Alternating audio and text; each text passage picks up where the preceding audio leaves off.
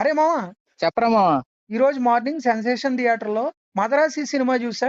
Cinema చూసిన తర్వాత నాకు ఒకటే అనిపించింది, మురగదాస్ ఈస్ బ్యాక్. కానీ లాస్ట్ 25 మినిట్స్ సేఫ్ గేమ్ ఆడేసి ఉంటే సినిమా చాలా బాగుండేది. ఇప్పుడు కూడా బాగుంది, సేఫ్ గేమ్ ఆడుంటే ఇంకా బాగుండేది అని చెప్తున్నాను. అదేంటి మావా, ఎవరన్నా సేఫ్ గేమ్ ఆడారు అందుకని సినిమా కొంచెం అటు ఇటు అయింది అంటారు. నువ్వేటి సేఫ్ గేమ్ ఆడితే బాగుండని అంటున్నావు?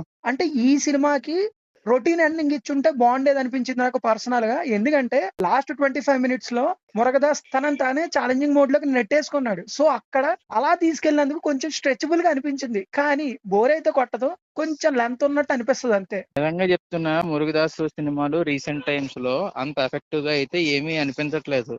ఈ సినిమాని నువ్వైతే అంటున్నావు మురుగదాస్ ఇస్ బ్యాక్ అంటున్నావు. మనం ఏదైతే ముందు మురుగదాస్ని చూసామో, ఒక కత్తి కానీ, ఒక తుపాకీ కానీ, ఒక గజనీ కానీ, ఆ రేంజ్ మురుగదాస్ని మనం ఇప్పుడు చూడగలిగామా?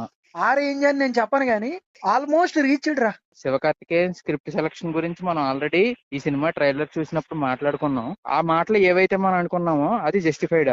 100% జస్టిఫైడ్ మామ. లిటరల్లీ సినిమాలో క్యారెక్టరైజేషన్ చూసాక షాక్ అయ్యా. ఎలాంటి రోల్ ఒప్పుకోవాలంటే గట్స్ ఉండాలి. Hats off to Sivakarthikeyan. And performance కూడా అదే లెవెల్లో ఉంది. వన్ మ్యాన్ షో అని చెప్పుకోవాలి ఫస్ట్ నుంచి లాస్ట్ వరకు. లవ్ స్టోరీ విషయాల్లో మురుగదాసు ఈ మధ్యన చాలా క్రింజ్ గా తయారయ్యాడని చెప్పొచ్చు. ఈ సినిమాలో లవ్ స్టోరీ ఎలా రాసుకున్నాడు?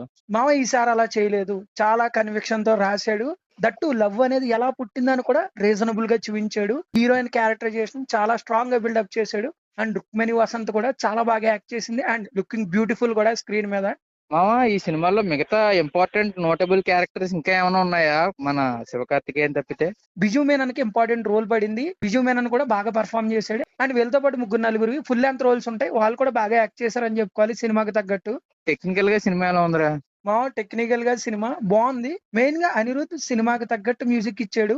కానీ తెలుగు పాటలే మరీ వరస్ట్ గా ఉన్నాయి. మేము అస్సలు కేర్ తీసుకోలేదు. పాటలు కనుక బాగుండుంటే బాగుండేది. కానీ బీజిఎం పరంగా అనిరుద్ధ్ ఎక్సలెంట్ మ్యూజిక్ ఇచ్చాడు మా. అండ్ నీకు సినిమాటోగ్రఫీ విషయానికి వస్తే సినిమా ఒక టోన్ లో వెళ్తుంది మా. ఆ టోన్ కి ఎక్కడా తగ్గదు.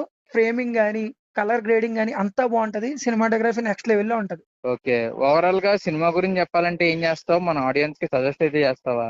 మురగదాస్ ని ఓల్డ్ జోన్ లో చూడాలనుకున్న వాళ్ళు గానీ, శివకార్తికేయన్ ఇష్టపడే వాళ్ళు గానీ ఖచ్చితంగా ఈ సినిమా చూసేయచ్చు మామ. కొంచెం లెందీగా అనిపించవచ్చు, బట్ డిసప్పాయింట్ అయితే అవ్వరు.